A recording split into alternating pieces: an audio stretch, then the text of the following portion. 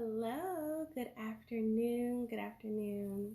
Thank you for being on my page. I am Kristiauna and I'm a certified Christian counselor. And today I am coming with tip number 12 on how to build a healthy emotional lifestyle. So, today is all about understanding who you are, how you operate, and being able to articulate that to other people.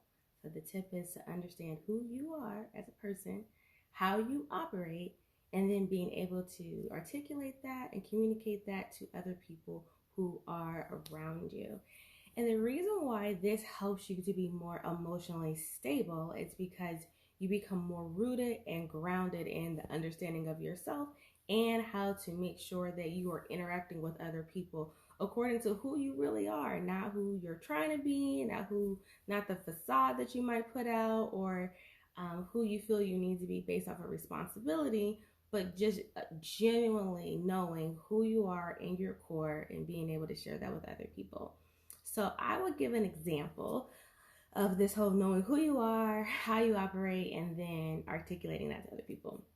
So I have always been the type of person that I believe that there's always tons of opportunities that you can partake in. I always believe that God has another door, another opportunity, something for you to be able to reach out and grab. And so I never have felt the need to do something that I don't want to do. Now, I know that can sound however it sounds, but it's the truth. Ever since I was a child, I've just always believed in possibilities and that there's always another door, there's always another chance, there's always another opportunity that you can partake in. So I have always believed that there's just always more right around the corner. Like, that's just who I am. That's just what I believe. And I've always felt like there's tons of ways to make money. So I never felt like it had to be locked into one way to make money. I've never been a 9-to-5 girl. That I have worked 9-to-5s, but it's just never been who I am in my core. It's just not how I operate when it comes to work. I mean, I get my best energy probably at midnight to like 6 a.m. So I've just never been a 9-to-5 type.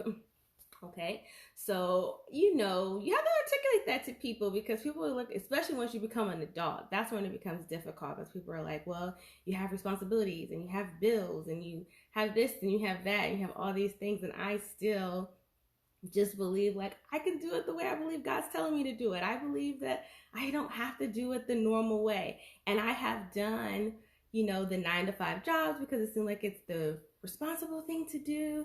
And I would never forget working a job one time. I've only worked one job in my whole life that I didn't like. Like, my whole life I've only had one job, because I've always believed that I didn't have to do something I didn't want to do, that there was always an opportunity that was better suited for me that I could enjoy, and I would do that instead of doing something that I didn't enjoy.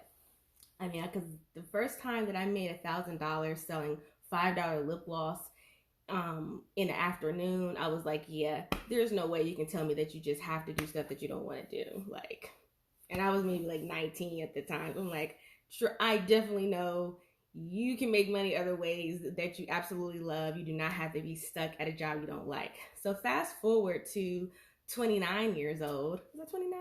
And I had a job that I did not particularly care for. I won't say I hated it. At the time, I would say I hated it, but right now I won't say I hated it.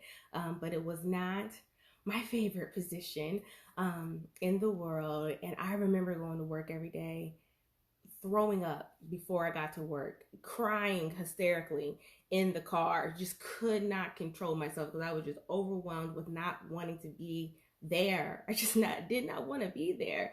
And so I lasted in that job maybe 90 days. I think on my 90th day, I was like, this is a wrap for me.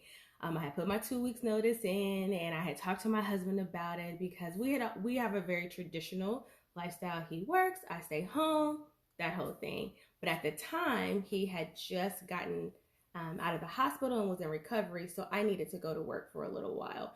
And even though I had the responsibility of needing to help my household for a little bit, it still did not change the fact that I was not a 9-to-5 girl. It did not, even the responsibility and the weight of having to do all the things or to help do all the things didn't change who I was. And so I articulated that to my husband, like, I cannot do do this. Like, I can't work this kind of job. Is killing me.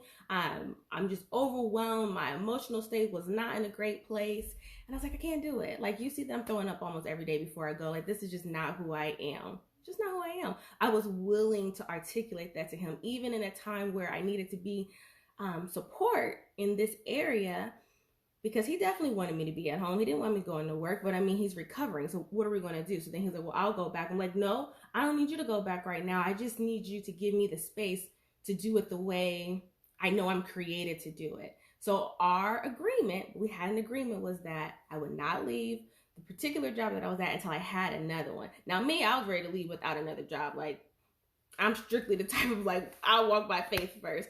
But I listened to my husband, and I got another position first. But that position didn't start for another 6 weeks. So there was like this time frame of 6 weeks before I started the new job.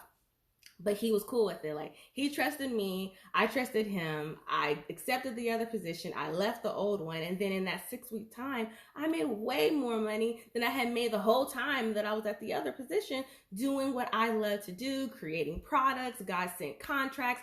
All kind of things happened in that 6 week period of time because I was willing to know who I was, to operate in who I was, and to articulate that to someone, a very important someone at the time, and trust God to fill in the gaps and fill in the holes, and to trust my instinct of knowing who I was. I was so much happier. I was so much more fulfilled because I was willing to be who I was created to be and not force myself to be stuck in a box of somewhere that was just not me.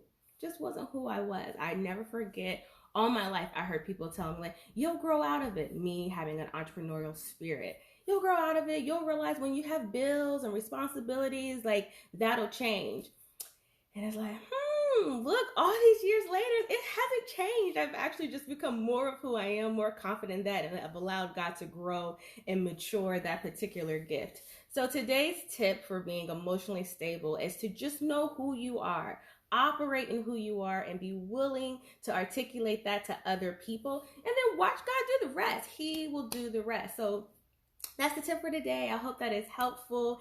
And yes, just be you, but know who you are first, because, you know, don't be all over the place trying to tell people you want to do this and want to do that. Like, be very clear, be very sure, be very rooted in who you are. And then trust that whatever that looks like as you are pursuing that and articulating that, then not everything's going to turn out perfect all the time, but you can handle the highs and the lows better when you're operating out of your true self than when you're trying to operate out of somewhere that's not your true self. All right, guys, I hope that is helpful, and I will see you guys later on with another tip. Have a good afternoon.